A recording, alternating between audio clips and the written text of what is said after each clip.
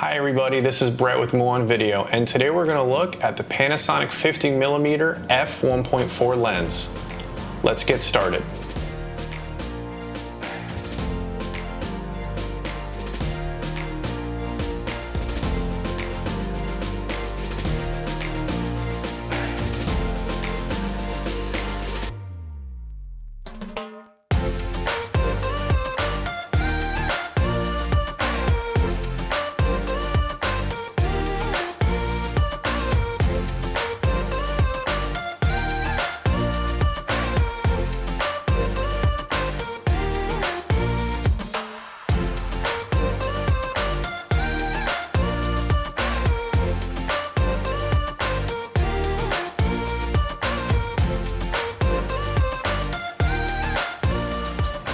So here is the 50mm f1.4 lens by Panasonic. You've even got a big red S right here, I guess, to indicate it's Pro. Kind of a Superman S. Right off the bat, my first impressions are it feels like it looks. What I mean by that is that it looks like it's a tank, and it's built like one too. It weighs in at 2.1 pounds, which is the heaviest 50mm prime I've ever come across. So this lens features a manual aperture ring. It clicks for each stop. You can go all the way down to f1.4 for really low light photography, video, and you can click all the way up to f16. My personal favorite is f1.4, although you get the most sharpness between f2.8 and on. It's pretty consistent overall with the sharpness.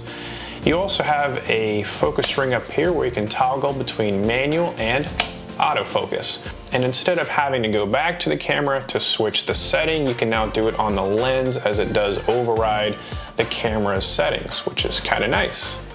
You also have markers here to indicate focus pulling, so you can really measure accurately when you're doing your focus pulls. Like the rest of the lenses in the series, this does feature a 77mm filter thread size. So you have 77mm, so if you're coming from the world of the 16 to 35 f4, the 24 to 105 f4, or the 70 to 200 f4, you can use the same filters you use on those lenses on this one.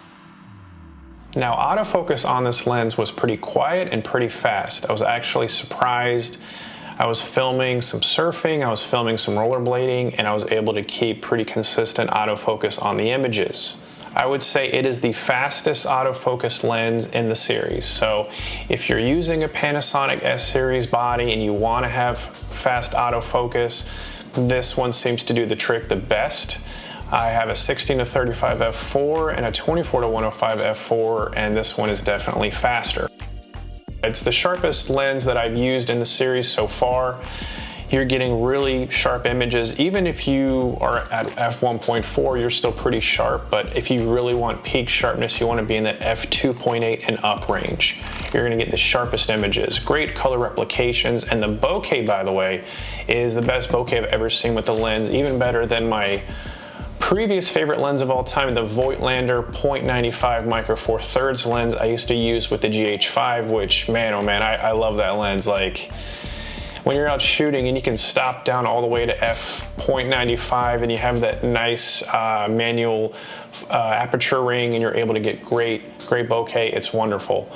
But for this lens, the bokeh is even better. It's smoother.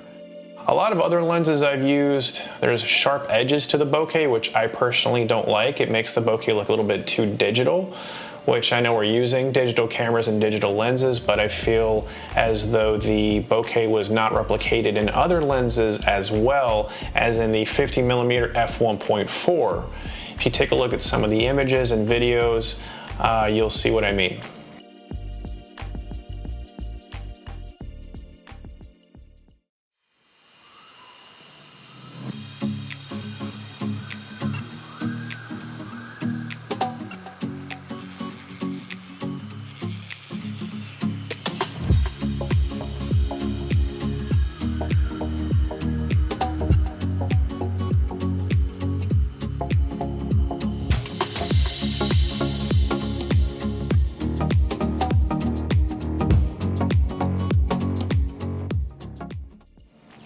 Originally, when I used this lens, I didn't think I was going to use it that much, as I was more using the 24-105 millimeter f4, just because, of course, there's more range there and you can use it in more of a variety of circumstances. But time and time again, I go back to the 50 millimeter f1.4 because you get the really nice creamy bokeh, you get the extra sharpness you don't get on the other lenses, and the autofocus is better. So all in all, I would say this is a really nice lens. Definitely, if you're using a Panasonic S1, S1H, S1R, or any L-mount camera, definitely give this a consideration. It's heavier too, but overall I would say that it's been really great, and I've gotten a lot of great footage out of this lens. Well, that about wraps us up. Thank you very much for watching. If you found this review helpful or insightful, please subscribe to the channel, comment below, and let us know what you think. And I will see you later.